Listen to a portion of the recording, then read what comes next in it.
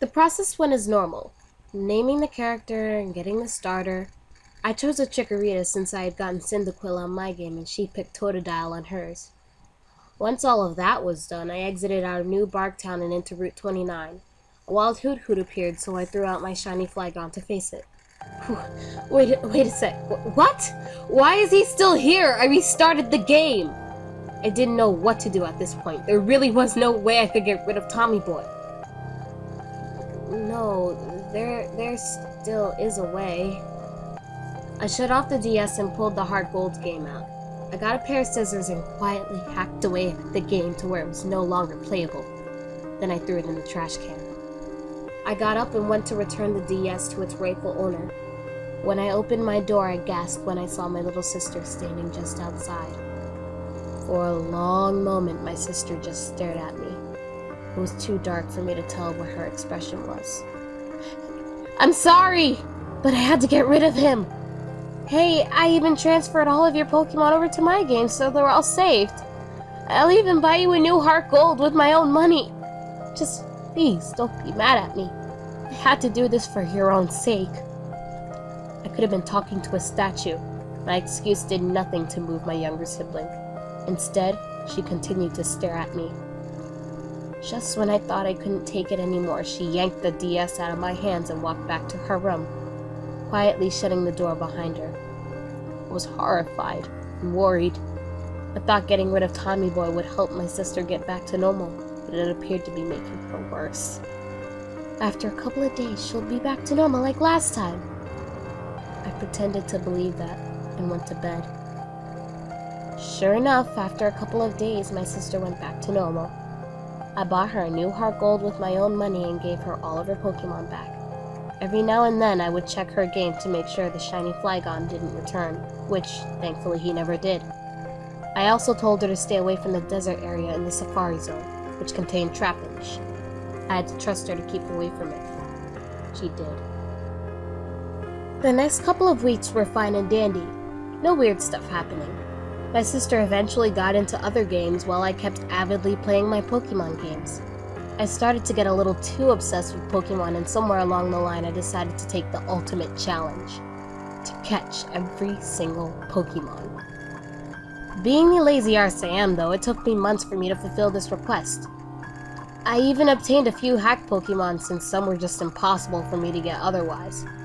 Eventually, I'd collected every single Pokemon and stored them all in my Soul Silver. All except for 3. I'd been pushing those 3 to the side on purpose, horrified that what happened before happened again if I tried to get them. I decided that it would be best just not to get these Pokemon at all and live with having an almost complete Pokédex. But of course, I've given in to temptation. I'm going to catch one right now. I'm going to catch it on my extra copy of Emerald. I have, though. The one I use for messing around, just in case he comes back and messes up my game. I wish myself luck.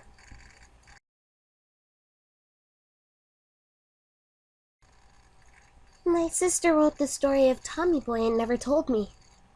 What was she going to do with this? It's too late to find out now. It's not her fault. He would have found some way to get her eventually. Let me enlighten you and tell you what happened to my damn sister. She was obsessing over the Pokemon games and made the decision to catch every single of the sprites to marvel at by her lonesome. No soul would ever know of her achievement. Although, she pushed the richest trio aside, knowing what fate lay for her if she were ever to face them.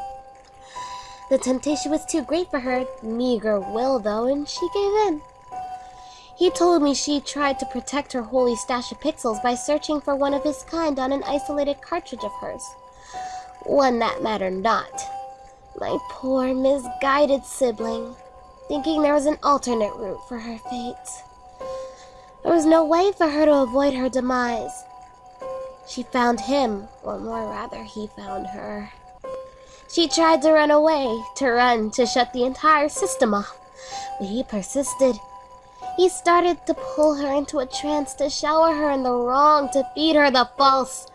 And she ate it, and she got caught in his trap, just like a mouse. Gratefully for her sake anyway, she also felt no pain. It was over quick, and now it's as if she was never here to begin with. For me, anyways. He says he shall let me go for a few moments, for what reason I do not know why. He wants the next verse to take in a different perspective of mine, to enhance it with a unique flavor. I shall do as my boy wishes, for he will come back to me once more as my alternative view fades. Oh my god, what is going on? What did I just type? What the hell is going on? Everything is so dark. My parents must be asleep because it's 1 at night. What the heck is this story anyways?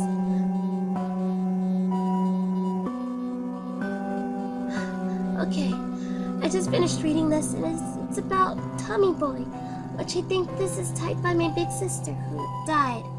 I don't get the last part though. It doesn't look like she typed that. It seems scary. I don't like this. For some reason, I want to type how I met Tommy Boy for the 3rd time.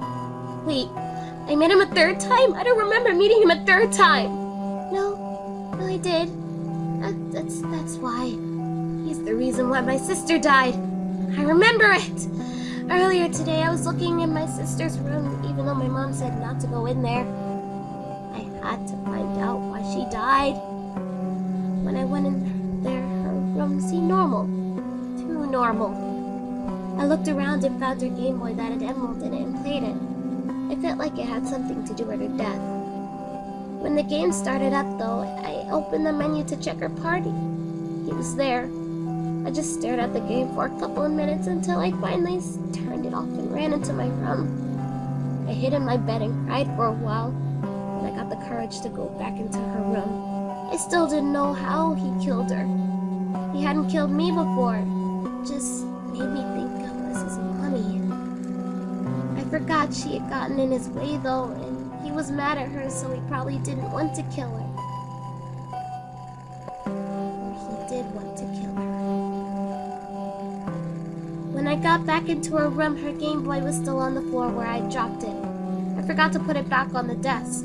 When I picked it up though, the game was already on, which scared me a lot, but the scariest thing was that it was opened up Tommy Boy's stats.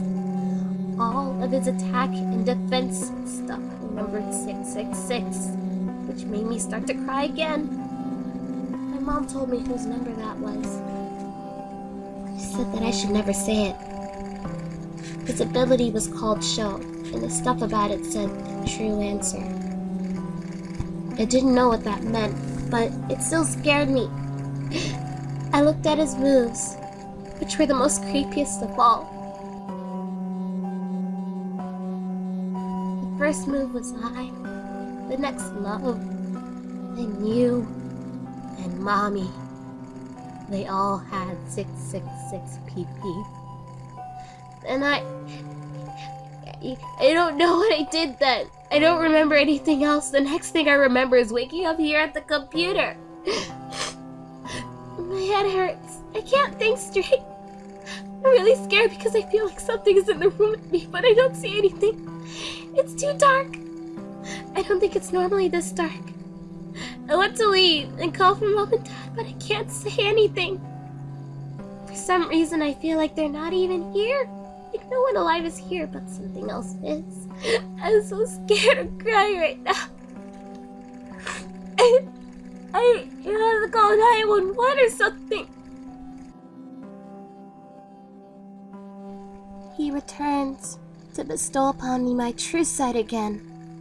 Scanning back over this recent passage I conjured up, I understand now why he wanted me to use my other perspective.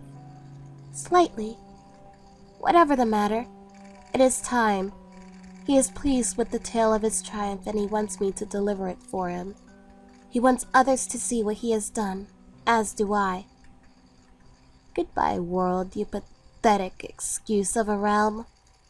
Being filled to the brim with sins and unholy souls performing daily routines of treachery. Mommy will see you in hell.